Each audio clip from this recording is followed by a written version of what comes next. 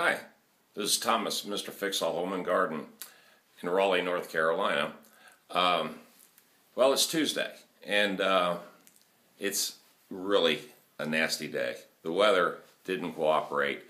I mean, I know you can't see that from behind me, it's just a glare in the camera, but I got to work a little bit this morning, fixed the fence that I was already scheduled to do anyway on Monday, and anyway, I knocked it out, and anyway, the weather has turned to pure crap. And being a contractor, 90% of what I do is outside anyway. So, you know, the weather is like numero uno. You know, if you can't get the weather right, you know, I mean, the weather forecasters, our local station here is WRAL with Greg Fischel. And let me tell you something.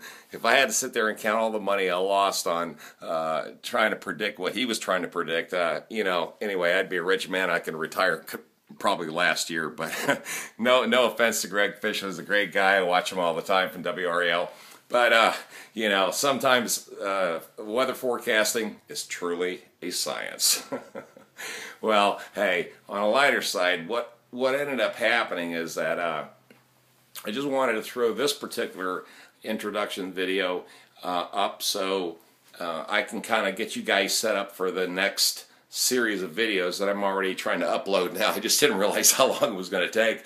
My God, it said 335 minutes to upload 4 videos. Apparently my software or my hardware is just not working very fast, but I got the latest stuff, you know, and let's talk about technology for a moment when it comes to running a small business. Obviously, everybody knows that you've got to be connected. If you're not connected, and connected can mean a lot of things. Connected over the internet, through phones, technology, social media, you know, just all the latest things going on now, all the technologies, you know, you can get really hooked up, and, you know, it'll cost you a fortune, you know, if you go full bore with a web page. And advertising. Advertising is a big deal. Let me tell you something. Everybody tells you, oh, you got to advertise, you got to put your business out there, you know, you got to get your name out there, you got to basically spend money with us to let everybody know you exist. I hate to admit this, folks, but you know, that is a load of crock. The car business has done it for years, and like I said in the first clip I ever did, I was with the car business for 28 years. Oh, by the way, I'm in my office. You know, when it comes to taxes in a small business, you know, there's a certain amount of tax deductions, you know, that you have to be aware of, and if you are aware of these deductions, you can write off 600 square feet in your house as a tax deduction because that's your office. Well, guess what? My house is the second floor. I got a 3-story house. The second floor is nothing but office. And, you know, the one thing with the IRS, when they audit you, you know, and if they want to get really anal, and believe me, sometimes they can. It all depends on how much the government knows how anal the IRS will be.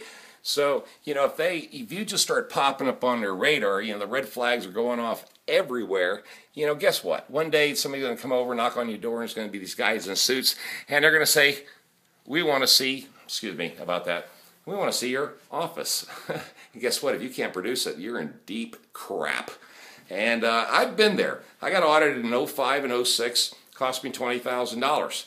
But anyway, you know, I just want to show you that there's my little, that's my first command center. You know, if you can see that. My desk and a couple other things, but the big deal for me is this: is that I try, like I said, you got to be legal. If you're not legal, then you know you're playing some sort of, excuse me, you're playing some sort of game that you know you're not going to win. So you know, when you start a small business, you want to try your ultimate best to really be upfront about everything. I mean, it's gonna keep you in business for a long time. The whole, you know, concept of, you know, maybe getting one over on somebody, those days are over.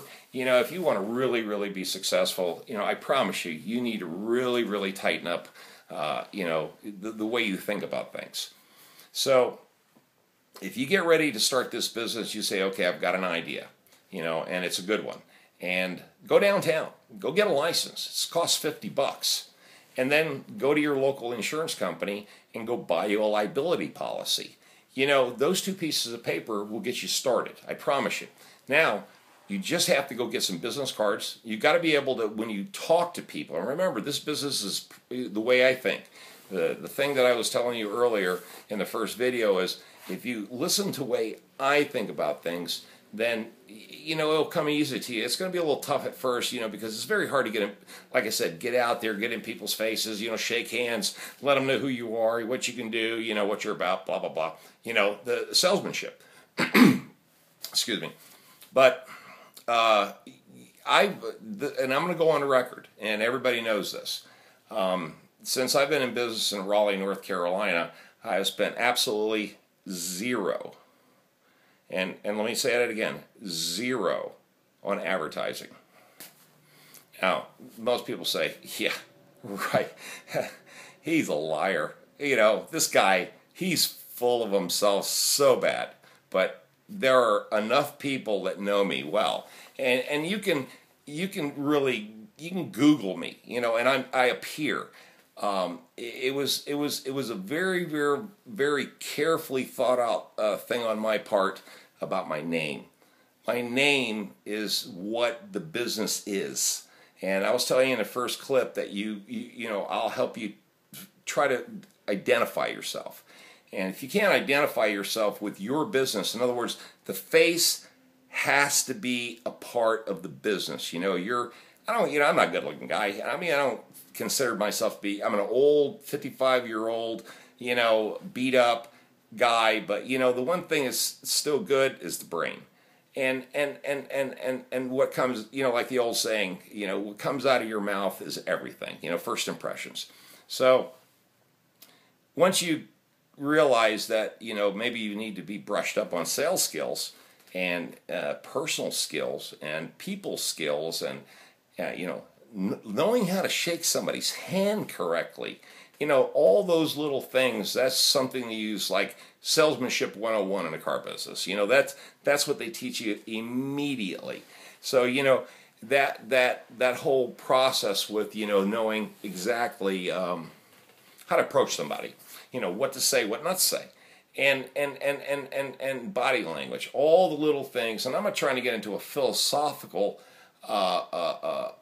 description of what it takes to start a small business. And some guys want the meat and potatoes, the mechanics, where do I go, what do I do stuff. Okay, you gotta know where to go and what to do, but you gotta know what you're thinking. If you don't know what you're thinking, you'll be lost forever. So you gotta think. And I promise you, if you start thinking correctly and giving yourself enough credit to be out there doing what you're doing, and you've got the guts to try, then, people will genuinely see you as a potential contractor, vendor, sublet labor, GC if that's your license. If you're a handyman, if you're a plumber, technician, car salesman, lawyer, I don't care who you are, what kind of job you got. If you don't get along with the people around you, it's over. So, I don't get along with everybody around me. I've made a lot of enemies. I've made a lot of people really upset with me. And it's because I'm loud, I'm obnoxious in a weird way. But you know what? The one thing that no one can deny, when we sit down and have a face-to-face and we say, okay, what can I do for you? What do you want me to do for you? And what is the scope of the job? Simple questions. When do you want this done? How can I possibly be assistance to you? I'm not the highest, I'm not the lowest. I'm right in the middle, but I promise you my work is top notch. Simple little things that you can say, questions, answers, responses, things that you have to have. You know, the foundation of the house is the first thing that gets built before the house even goes up. Everybody knows if you don't get that done first, and it's not solid, if it's not genuine, and it's got to be genuine. I'm telling you, if you come over as a fake and a phony, guess what everybody's going to perceive you? A fake and a phony. So don't do that to yourself when you're trying to start your own business. Go out there and know your limitations. If you don't know your limitations, you'll fail. But at the same time, also learn a very powerful word. It's called no. No, I'm not doing it at that price. No, I mean, I need the work, but no, I'm not going to do that. That just doesn't go along with what I think. You know, and when you get put in a situation where somebody's trying to force you to go their way, think their way, do their way, you better go back to your liability insurance policy and find out if you're going to be covered or if you're going to get screwed. You know, I always, in the back of my mind, am really ready to pull the trigger with somebody and say, yes, I'll do this work for you, but within a cowboy second, and I mean a cowboy second, I'll tell them no. There's no way I'm doing that for you at that price. Okay, here's about licensing. Licensing is kind of a funny deal because you can be a GC and guess what? You just subcontract all your labor. You're the guy on a job. You stick your sign in front of the property. You know, everybody recognizes you. You're the man, okay? And you're hiring all your subs. You know, the big thing about hiring a general contractor is that 9 times out of 10, depending on how large the company is, you'll never see him. You know, he's not really the guy on the job. And I'm going to tell you something about success in a business. There's nothing better than a homeowner, a tenant, a renter, anybody, a corporation, an industrial complex, any place that you put your face, you also better be working the place. Let me repeat that. Put your face at the place you work. Because if you're the owner, the number one complaint I get from people is that, where's the owner? Simple, right? A lot of people don't understand that. Don't be so big in your own britches that you can't show up and say, hey, I'm the owner and I'm doing the work and I'm supervising everything regardless if you're a single guy out there or you're 20. 20 guys out there. Your face better be all over the place. All right, enough said about that. So, as you are starting to probably realize that business is a different ball game. It's a different kind of meat and potatoes that you gotta, if the old saying back up north was, you can be a slingshot if you want to, really shoot yourself way out there and try to be everything to everyone. Guess what? You will fail. So don't do that. Stay within your limitations. Know what you can do and know what you know. If you can't do that most basic thing, then what you'll do is start guessing yourself, and you'll start guessing the job, you'll start guessing the bid, you'll start guessing your client, and you'll start assuming that they're just going to hire you because you're such a nice freaking guy. But guess what? A week later, you're sitting there calling them back, and they haven't called, and what what they did? They hired a Latino corporation, or the guy next door, or ABC Incorporated, and never called, gave you a courtesy call back, and you're wondering, what? You didn't hire me? It was probably your breath. Maybe you didn't shave that day. Maybe your clothes looked like crap. Maybe you insulted the guy's wife. Maybe you became a little bit too cocky, or you just didn't go over well. So if you think that you're it, you're not. Because one day they'll come after you, but they're not going to be hiring you to come after you. What they'll do is they'll promise you a lot of things, and deliver on nothing. You know, have you ever heard that before? You know, a lot of promises, no delivery. You know, if I had to sit there and count all the promises I've ever been made, that ever been made to me, and sat there and compared it to the actual, what's the check I took to the bank, believe me, I'd have my heart broken 1,000 times. So this business is all about patience, strength, mental strength. You've got to not take it too damn personally, but you got to take it real personally when it comes to your money. If you don't watch it and guard it, and you don't watch your clients and guard your accounts, and really, really make them feel you give a damn. You know, that's the thing. You've got to go out there and you've got to give a damn. And that's missing today. There's a lot of young kids that just don't give a damn. And the old timers, guys like us, the baby boomers, you know, we're the kind of the meat and potatoes, you know, of the engine that drives the economy here in the United States. But we're also one of the largest liabilities, you know, with Social Security, health care, and, you know, and all the other crap. But you know what? Guess what, guys? You young guys, I'm going to give you a little advice right here and now. We still are the owners of the companies you wished that you worked for. But unfortunately, you don't care about that either. So what I would suggest to you guys is you need a checkup from the neck up. And, you know, if you want to make the big bucks walking into the job and you've got zero experience, good luck to you. Have a great day. You know, that's why I'm a sole proprietor. I work by myself. I hire casual labor when I can and if I need it. You know, when it comes to taxes, you know, workman's comp, liability insurance, let me tell you something. You'll start learning that if you want to be financially successful in this business, you better watch your money. And I mean, watch your money. And if you don't know how to tell people no, which I've learned, I'm a pro. I got a PhD at saying no. But I love the word yes. It makes me smile. You know, when they say, oh, Tom, that's a reasonable price, I always smile and say, yes, it is, isn't it? So I just want to let you know that it can be a lot of fun. But it is serious. You know, you're putting you on the line that has a name to it. You know, think about it that way. You are a name, and your business is, or you represent your business. You are your business. You know, how personal is that?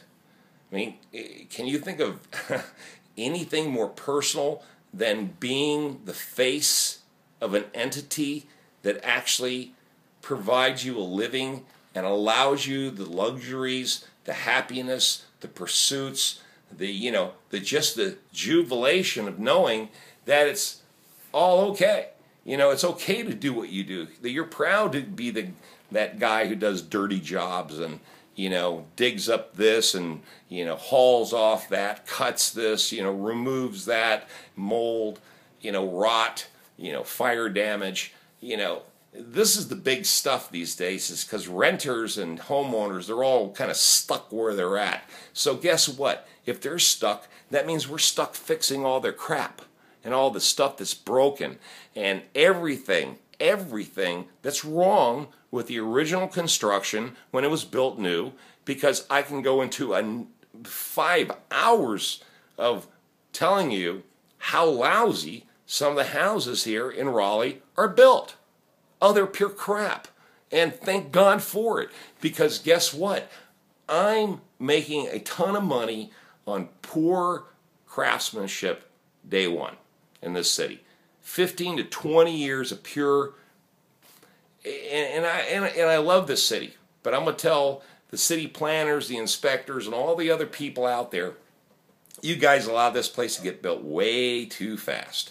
And there's wood rot, there's water problems, you know, irrigation problems. I don't even want to get into it. It's just unbelievable. Thank God, because that's what Mr. Fix-All does. He fixes all that stuff.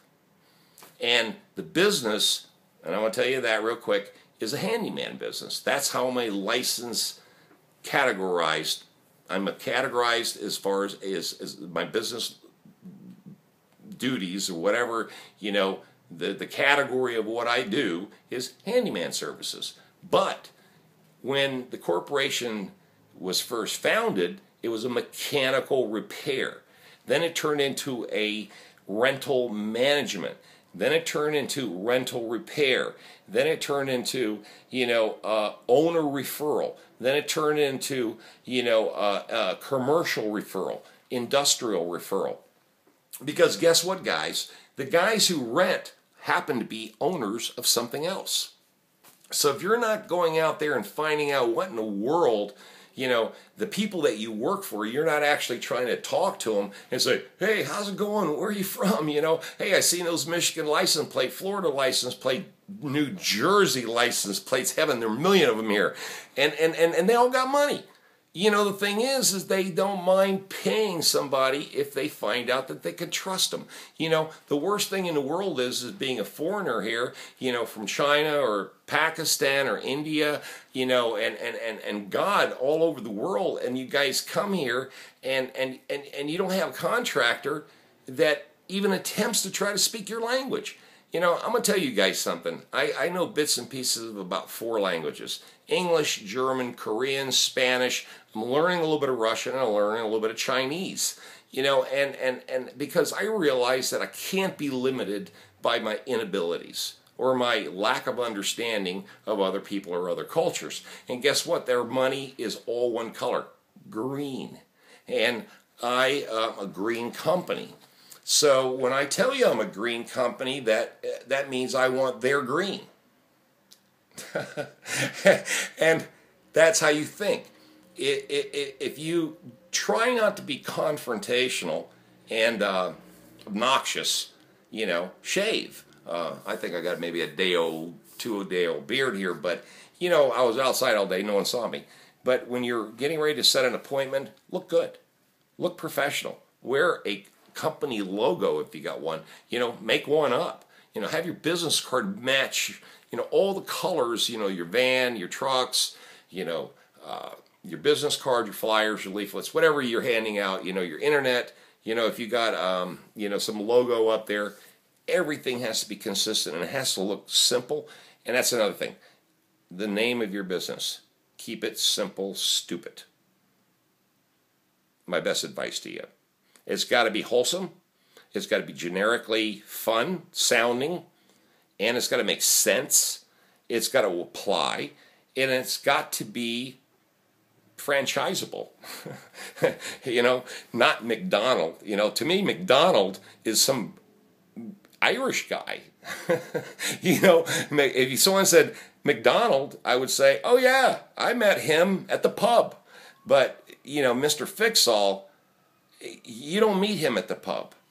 Only, well, yeah, you will, but one day. I love my beer. But I'm going to tell you something. The name is key. You got to come up with something snazzy. And I've got one for you, but I'm not going to tell it to you. I might sell the rights to it because I've had it called to me, by me, from other people and confuse it with my name.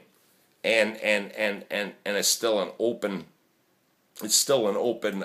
business name. So we'll play around with that later. But anyway, I'll give you some hints or something, a little treasure hunt. The first person who finds out or gets to, name it, I'll say, oh God, I'll sign it over to you. But anyway, that's the part I like doing is the imagination. Because if the old shows, where these guys would bring cameras in, and they'd say, oh yeah, we're going to do a complete renovation of your bathroom. We're going to put you on TV. We're going to give you a free makeover. I tried that once. It's a bunch of crap. It's fun, but I didn't have no sponsors. I brought the camera in. The lady freaked out. And she, I'm just telling you, it was a little overboard. But now that the iPhone's out, this is so innovative. It's small. It's compact. People don't mind looking at a phone. But if they look at a big camera or there's some video thing or some guy following you around, it's not cool. You'll freak them out. And like I said, people are sensitive. Oh my God, they're so sensitive. Be careful of that. Never tread on somebody else's water or walk on their own porch. You use your own saying, but the whole point is don't do it. I'm going to probably try to end this right about here and now. I need to get some dinner. But I just wanted to throw this one out here because I finally got back to the house after a couple of days from getting everything done. It's raining like hell, nasty outside, and I got all the equipment for tomorrow's job already loaded up on a trailer. I got it stored, got the can